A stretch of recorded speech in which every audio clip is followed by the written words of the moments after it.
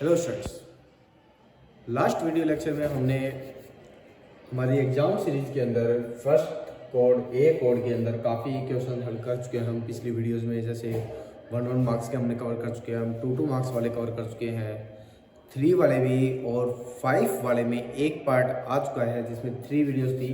और अब हम इसकी रिमेनिंग क्वेश्चन 3 क्वेश्चन रह गए थे, 34 क्वेश्चन, और इसके 2 पार्ट है हमारे पास अथवा में दे रखा है। ये दोनों आज हम करेंगे और इसके अलावा हम एक क्वेश्चन और करेंगे जिसके अंदर हमें यहाँ मीडियन कैलकुलेट करना है, यानी कि चैप्टर 14 से रिलेटेड हो गया और ये चैप्टर 13 से। और नई बुक के अकॉर्डिंग देखें तो अब शायद ये 12 वाला है और वो 13 चैप्टर है। तो आज हम ये तीनों क्वेश्चन कवर करने वाले हैं। वीडियो के लास्ट तक बने रहना ताकि चीज़ें आपको समझ आए प्रॉपरली, और अच्छी लगे तो वीडियो को शेयर जरूर करें ताकि अपने फ्रेंड्स तक भी ये वीडियो पहुँचे। चलो शुरू करते हैं विदाउट लॉसिंग एनी टाइम। कहते हैं एक टेंट है, हिंदी और इंग्लिश दोनों खोल देते ताकि दोनों मीडियम में पहुँच के। कहते हैं एक टेंट है in the shape of the cylinder. भाई एक टेंट है आपके पास बनाना, आपने एक सिलेंड्रिकल शेप के अंदर टेंट है और सरमाउंटेड वायर, मतलब इसको जो ऊपर से ढका गया है वो किसके द्वारा है, बाय द कॉनिकल टॉप। उसका जो टॉप है वो कोन की शेप में बनाया गया है। If the height and the diameter of the cylindrical part is 2.1 meter and 4 meter respectively, जो हाइट और जो डायमीटर है सिलेंड्रिकल पार्ट का, जो सिलेंड्रिकल पार्ट है उसकी जो हाइट दे रखी है हमें और उसका डायमीटर दे रखा है हमें 2.1 एंड 4 मीटर दे रखी है हमें respectively. And the slant height of the top, अच्छा टॉप की जो टॉप किसका बना हुआ है हमारे पास, कॉनिकल शेप का है, और कॉनिकल शेप की हमारे पास स्लैंट हाइट होती है, वो स्लैंट हाइट में कितनी दे रखी है हमें 2.8। Find the area of the canvas used for making the tent. Tent बनाने के लिए हमें कितना कैनवास की जरूरत पड़ेगी, यानी कि हमें उसका सरफेस एरिया पूछा गया है। और इसके अलावा हमें कॉस्ट भी पूछी गई है कैनवास की, अगर उसके 500 पर मीटर स्क्वायर के हिसाब से चार्ज लिए जाते हैं तो कैनवास का क्या कॉस्ट पड़ेगा। वही बात हिंदी में देखिए, हिंदी वाले हिंदी पढ़ सकते हैं और इंग्लिश वाले इंग्लिश पढ़ सकते हैं। चलो क्वेश्चन का डायग्राम बनाइए, हम शुरू करते हैं। क्वेश्चन में आपने करना क्या है, छोटी छोटी बातें हैं, 2.1, 4 और 2.8।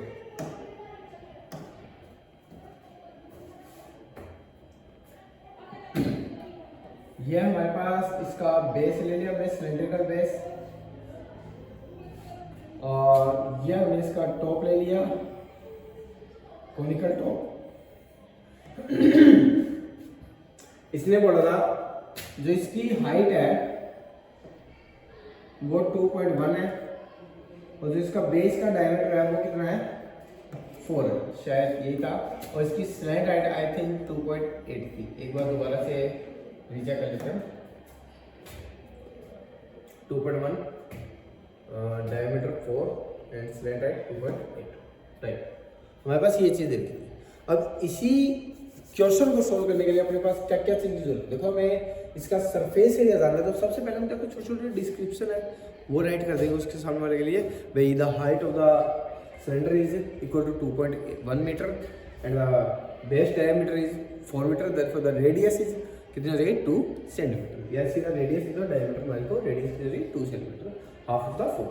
एंड द स्लैंट हाइट जो एल के रूप में प्रेजेंट होती है वो कितनी हो जाएगी 2.8। ये छोटे छोटे हम डिटेल मेंशन करेंगे। चलो क्या लिखेंगे सबसे पहले हम,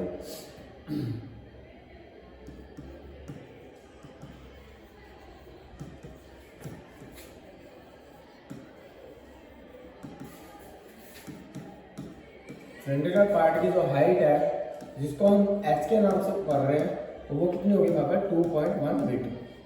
इसके बाद में क्या हो जाएगी हमारे पास रेडियस ऑफ सिलेंड्रिकल पार्ट जिसको हम क्या कहेंगे बुला रहे हैं r, वो कितनी हो जाएगी हमारे पास 4/2 करते हुए 2 मीटर। इसके बाद हम बोलेंगे slant height of conical part जिसको हम L से डिनोट करते हैं इज 2.8 मीटर। ठीक है, जो चीज़ हमें दे रखी है हम उसी के अकॉर्डिंग उसको डिस्क्राइब कर देंगे। और देन हमारे पास हमें क्या निकालना है, सरफेस एरिया। किसका निकालना है, ऑफ टेंट। उसने टेंट बनाया था ना, टेंट का हमें क्या निकालना है, सरफेस एरिया निकालना है। ठीक है, टेंट का सरफेस एरिया हमारे पास क्या हो जाएगा भाई, फॉर्मूला क्या बना भाई, क्योंकि देखो यहाँ 2 शेप है, एक तो कॉनिकल शेप है और एक हमारा सिलेंड्रिकल शेप है। दोनों शेप का सरफेस एरिया निकाल लो। सरफेस एरिया सिलेंडर का मेरे पास क्या होता है 2 पाई आर एच। अच्छा कोनिकल शेप का क्या होता है भाई पाई आर एल। अब दोनों में आर सेम है, कॉमन है, आर दोनों में सेम है क्योंकि एक्चुअली आर वैसे भी कोनिकल पार्ट की जो रेडियस है वही हमारे पास सिलेंड्रिकल पार्ट की रेडियस के रूप में काम करेगा, कोई डिफरेंस नहीं है बेसिकली। तो हमने क्या कर दिया पाई और आर को हम कॉमन निकाल लेते हैं। सॉल्यूशन के लिए हमारे पास वे क्या होगा कि जनरली हम क्या करेंगे जो चीज़ दोनों में सेम है उस पार्ट को हम क्या निकालेंगे कॉमन निकालेंगे। तो ये कितना बच गया हमारे पास 2h प्लस में कितना बच गया l। तो अब हम क्या देख पा रहे हैं इसके अंदर हमें वैल्यू पुट करनी है। पाई की वैसे तो कोई वैल्यू पर्टिकुलर दी नहीं है तो हम 22/7 ले सकते हैं। आर हमें बेसिकली कितनी दे रखी है बेटा, आर हमें दे रखी है 2।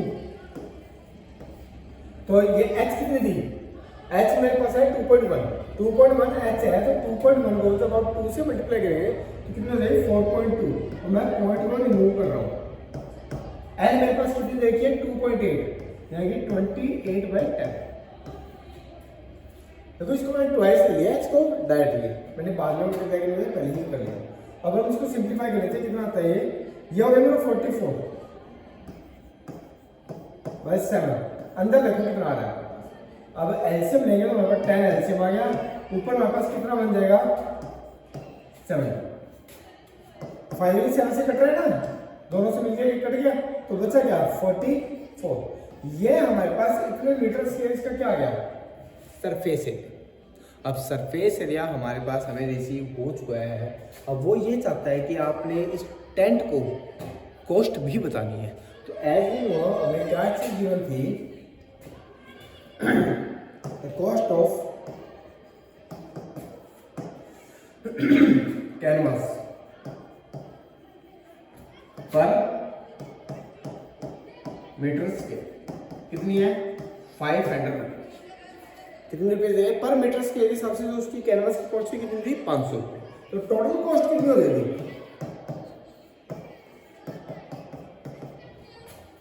टोटल कॉस्ट मतलब बैठ जाएगी हमारे पास 44 है नहीं क्या, इसको आप 500 से मल्टीप्लाई कर दो तो आपके पास जो भी आएगा वो आपके पास आंसर हो जाएगा।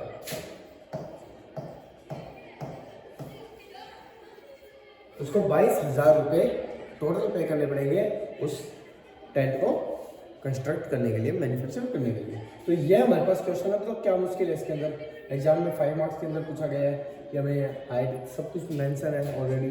कई बार कॉर्निंग सेक्शन की जो हाइट दे देता है वो आपको स्लैंट हाइट नहीं देता, तो आपको स्लैंट हाइट मेजर करनी आनी चाहिए, ठीक है। उसके अलावा हमें सरफेस से निकालना था, हमने सरफेस के फॉर्मूले आपको याद होना चाहिए 2πrs + πr। दो पार्ट है ना, दोनों हमने ऐड कर दिया, ठीक है। तो उसके बाद हमने सिर्फ क्या किया है, जो कॉमन आता है वो कॉमन लिया, जो वैल्यू वो वैल्यू पुट की, then calculation and question solve. और कुछ भी नहीं है, बिल्कुल इजी सा क्वेश्चन हमारे पास 5 मार्क्स के अंदर पूछा गया है। इसके अलावा हमारे पास यह क्वेश्चन आता है नेक्स्ट, ये हो गया कैनवास वाला। अगला क्वेश्चन इसी के अंदर देखा है ऑप्शन में, कई बार ऑप्शन में दोनों क्वेश्चन आ जाता है और कई बार ऑप्शन में नहीं आता, वो डिपेंड करता है एग्जामिनर पे वो सामने वाला क्या बनाएगा। कोड टू कोड कहता है आपके पास एक गोला देखा है, एक स्फेरिकल ग्लास वेसल दे रखी है, हैज ए सिलेंड्रिकल नेक। मतलब जैसे हमें एक आपकी केमिस्ट्री लैब के अंदर वो एक सुराही सी बनी होती है जो कुछ इस तरह की दिखती है आपके पास, इसका जो चलो बनाते हैं हम इसे बनाएंगे। देखिए इसमें कुछ एक बातें बोली है कि जो सिलेंड्रिकल नेक है वो 8 सेंटीमीटर लॉन्ग है। ओके, सिलेंडर की जो हाइट है वो कितनी है 8 सेंटीमीटर है, डायमीटर है वो 2 सेंटीमीटर का है। ओके, अच्छा the diameter of the spherical part, जो स्फेरिकल पार्ट है उसका जो डायमीटर है वो 8.5 सेंटीमीटर है। By measuring the amount of the water in it hold a child find the its volume to be the 345 centimetre. कहते हैं उसका वॉल्यूम एक बच्चे ने चेक किया तो वो कितना था 345 सेंटीमीटर का। Check whether C is correct, क्या वो करेक्ट है या नहीं है वो लड़की जिसने ये मेजर किया है, और पाइप वैल्यू में 3.14 कैलकुलेट किया। अब यहाँ पर जो ऊपर की जो पानी है वही बात हिंदी में लिखी हुई है सारी चीज़। तो यहाँ पे एक सिलेंड्रिकल वेसल है जिसकी हाइट आपको दे रखी है, डायमीटर आपको दे रखा है, और जो स्फेरिकल पार्ट है जो गोलाकार भाग है उसका भी डायमीटर आपको दे रखा है। अब एक बच्चा जो उसके अंदर पानी की मात्रा को मेजर करता है वो 345 सेंटीमीटर क्यूब मेजर करता है, और पाई की वैल्यू ले लेते हुए चेक करके बताना है कि उसका जो मेजरमेंट है, जो आंतरिक माप है वो सही है या गलत है। वैसे नहीं कि ओवरऑल मोटी मोटी बातें बोलो तो वॉल्यूम हमें कैलकुलेट करना है। तो हम क्या कर लेते हैं, सबसे पहले हम डायग्राम ले लेते हैं इसका। सपोज करो ये हमने एक स्फेरिकल ले लिया, इसके ऊपर हमने एक सिलेंड्रिकल माउंट कर दिया और इसके अंदर से ये वाला पार्ट थोड़ा सा ओपन कर देते हैं उसको। ठीक है, जनरली कुछ ऐसा हमारे केमिस्ट्री लैब के अंदर भी होती है। ठीक है, अब इसने बोला है कि जो ये वाला पार्ट है गोलाकार भाग, स्फेरिकल भाग है, इसके अंदर 8.5 इसका डायमीटर है और जो सिलेंड्रिकल पार्ट है उसकी नेक कितनी थी वो चेक कर लेंगे दोबारा। और ये हमारे पास 2 है। अच्छा, सिलेंड्रिकल पार्ट की नेक देख लेते हैं कितनी थी, 8 सेंटीमीटर में, सॉरी मीटर में ही है सारा, ये सेंटीमीटर में लिख दो, ये हो गया सेंटीमीटर में और इसको भी हम सेंटीमीटर में।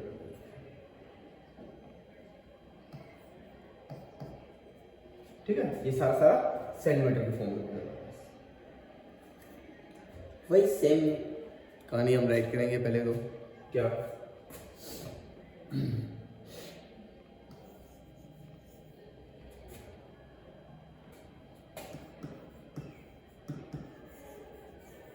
हाइट ऑफ सिलेंड्रिकल नेक कितनी है भैया, 8 सेंटीमीटर। उसके बाद हम लिख देंगे रेडियस ऑफ सिलेंड्रिकल नेक, वो कितनी हो जाएगी, 2/2 करोगे तो हमारे पास कितनी आ जाएगी, 1 सेंटीमीटर। उसके बाद क्या लिखेंगे, स्फेरिकल, सॉरी पहले वो लिखते हैं इसके अंदर,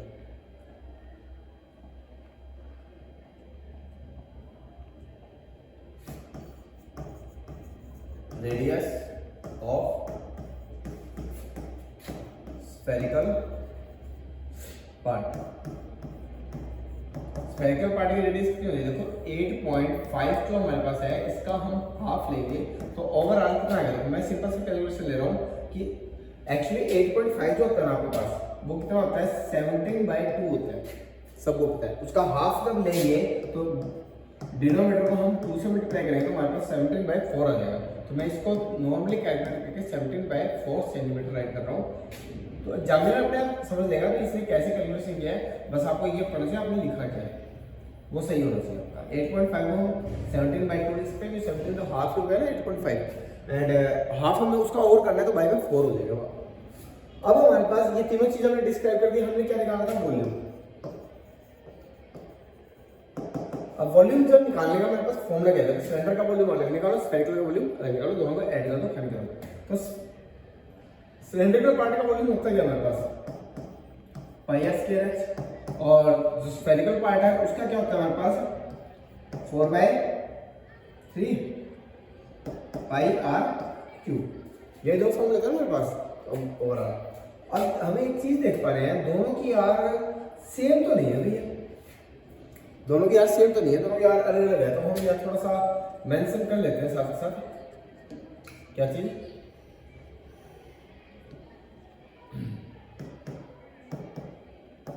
मैं क्या कर रहा हूँ, इसकी हाइट को मैं नाम दे रहा हूँ h का, इसकी रेडियस को नाम दे रहा हूँ मैं स्मॉल r का नाम देते हैं क्योंकि ये छोटी है, और इसकी r को हम नाम दे देते हैं कैपिटल R का।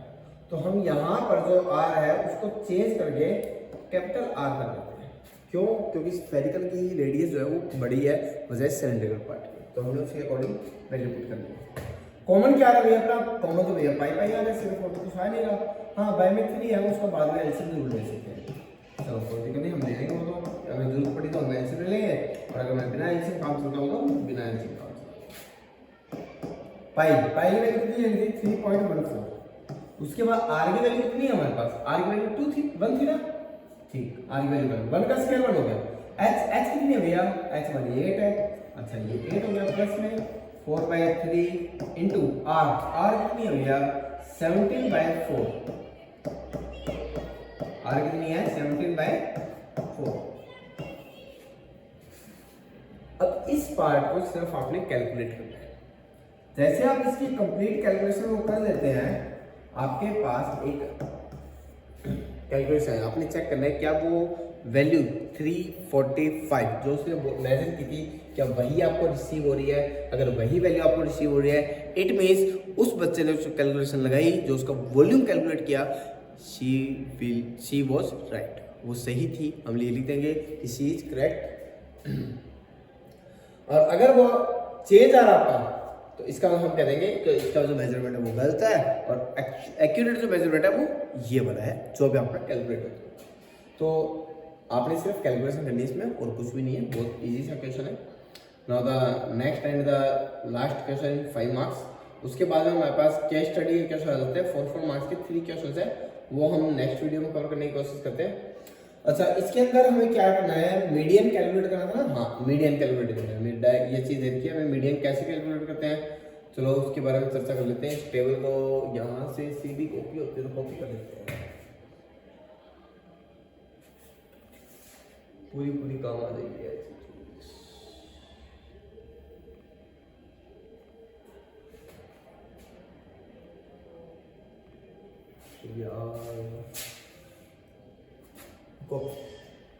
ये यहाँ से कॉपी करके कोशिश करते हैं यहाँ पेस्ट हो जाए हमारे पास तो और ही बढ़िया है।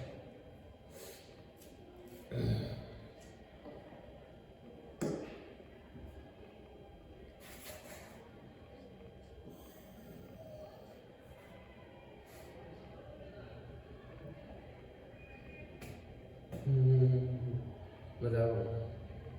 चलो काफ़ी हद तक हमें हेल्प जरूर होगी इसकी, ये नहीं पता नहीं होगी, कोशिश करते हैं। ये हो गया मेरे पास, ये नंबर ऑफ स्टूडेंट हो गया ना, कोई दिक्कत नहीं,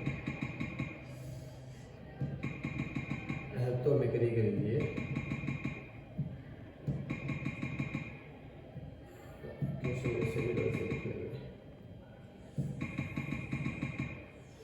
राइट, बस इतने हैं।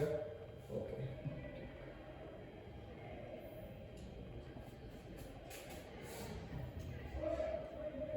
ये चीज थी बस। चलो अभी इसका मीडियन कैलकुलेट करना है, मीडियन कैसे कैलकुलेट करेंगे वो चीजें हम राइट कर लेते हैं। तो सबसे पहले हमारे पास क्लास इंटरवल आता है, क्लास इंटरवल लगे तो हमारे पास वेट देखा है, वो राइट कर लेते हैं।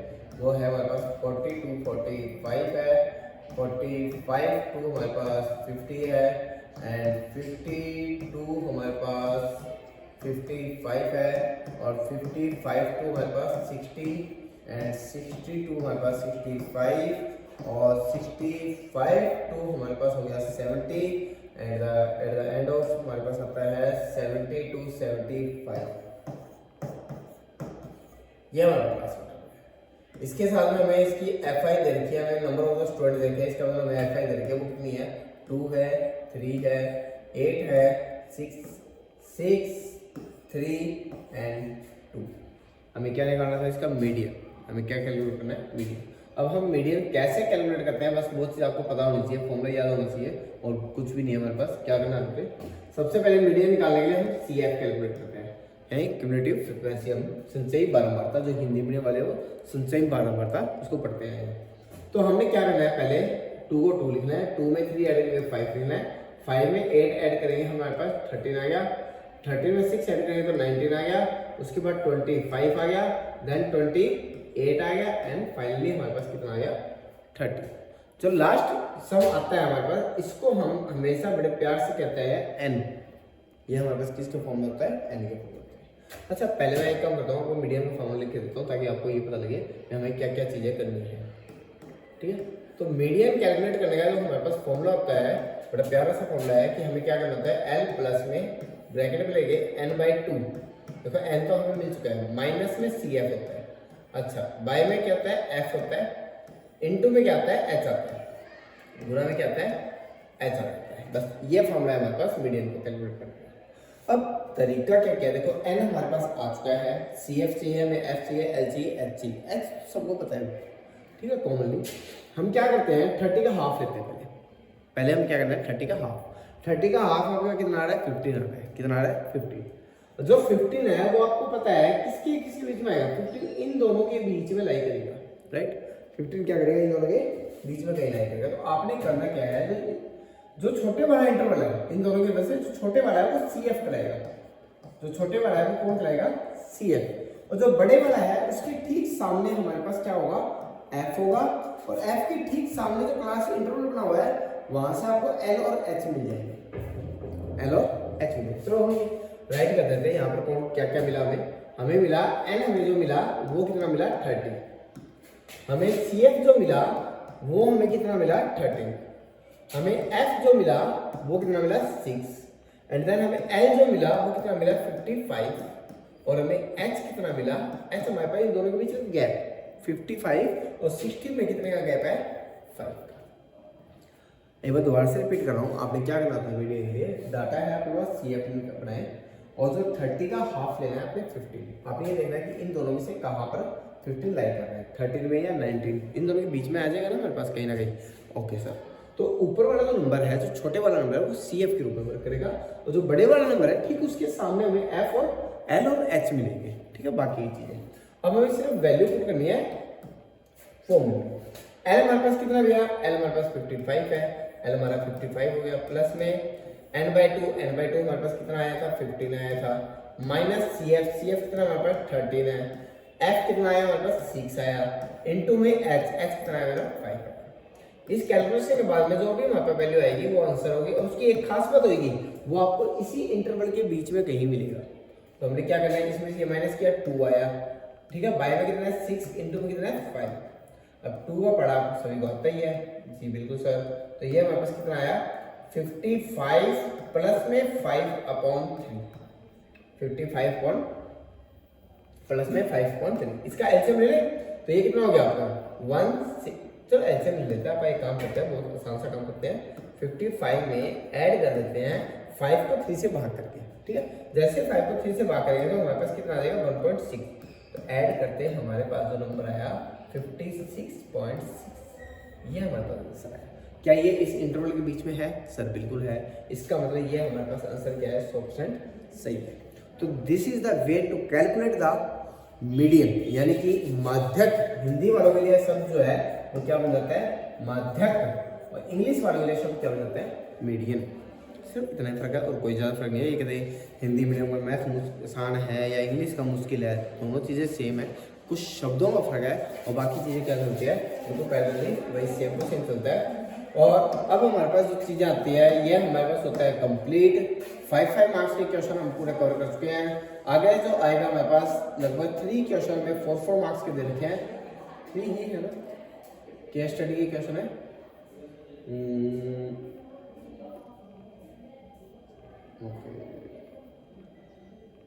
सब कुछ अथवा में भी है, ठीक है, कोई दिक्कत नहीं, 3 क्वेश्चन है, ठीक है।